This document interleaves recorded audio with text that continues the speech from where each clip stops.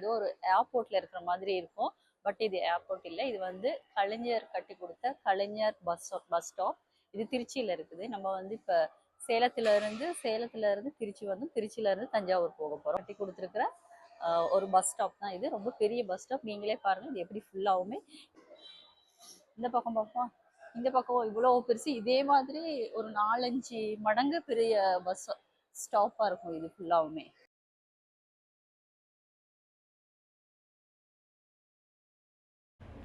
ஆமாம் மக்களே, இந்த பஸ் ஸ்டாப் வந்து உண்மையிலேயே பார்க்க ரொம்ப பிரமிப்பான ஒரு விஷயமா தான் இருந்தது. நான் சென்னை ஏர்போர்ட்டில் இறங்கும்போது கூட இந்த ஏர்போர்ட்டை பார்த்து கூட நான் பிரமிக்கலை. பட் இந்த பஸ் ஸ்டாப்பை பார்த்தா கண்டிப்பாக நீங்கள் எல்லாருமே ஒரு செகண்டு நின்று யோசிப்பீங்க, இது பஸ் ஸ்டாப்பா இல்லைன்னா ஏர்போர்ட்டான்னு.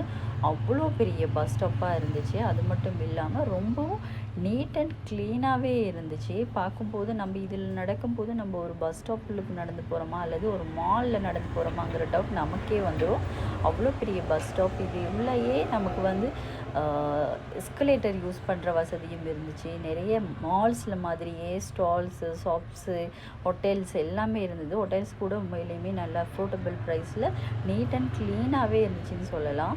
வாஷ்ரூம் கூட 4 பக்கமும் இருக்குது. எந்த பக்கம் போனாலும் நமக்கு ஒரு வாஷ்ரூமுக்கு போயிடலாம். ரொம்ப நம்ம தேடிக்கிட்டு கன்ஃபியூஸ் ஆக தேவையில்லை. பட் வாஷ்ரூமை பற்றி சொல்லும்போது ரொம்ப நீட் அண்ட் க்ளீனாக இருந்துச்சு.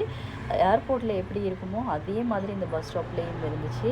அது மட்டும் இல்லாமல் இந்த பஸ் ஸ்டாப்பில் இன்னொரு ஸ்பெஷல் என்னென்னு சொன்னால், இங்கே இருந்து நம்ம வந்து இந்தியா ஃபுல்லாக ட்ராவல் பண்ணுறதுக்கு நிறைய இடத்துக்கு, நிறைய ஸ்டேட் டு ஸ்டேட் வந்து நீங்கள் ட்ராவல் பண்ணுறதுன்னு சொன்னால் லாங் ட்ரிப் ஜேர்னிக்கெல்லாம் இங்கே பஸ் வந்து இருக்குது. ஸோ நீங்கள் எந்த நேரம் வந்தாலும் கூட பொதுவாக இங்கே பஸ் இருந்துகிட்டே தான் இருக்கும். நம்ம வந்து முன்னாடியே பஸ் வந்து டிக்கெட் புக் பண்ணணுங்கிற டென்ஷனோடையோ கவலையோடையோ இருக்கணும்னு அவசியமே இல்லை. இங்கே வந்தால் நம்மளுக்கு கரண்ட்டாக எந்த பஸ் அந்த நேரத்துக்கு இருக்குதோ அந்த பஸ்ஸுக்கு வந்து உங்களுக்கு டிக்கெட் எடுக்கக்கூடியதாக இருக்கும். இல்லாட்டி அடுத்த பஸ்ஸுக்கு சரி எடுக்கக்கூடியதாக இருக்கும்.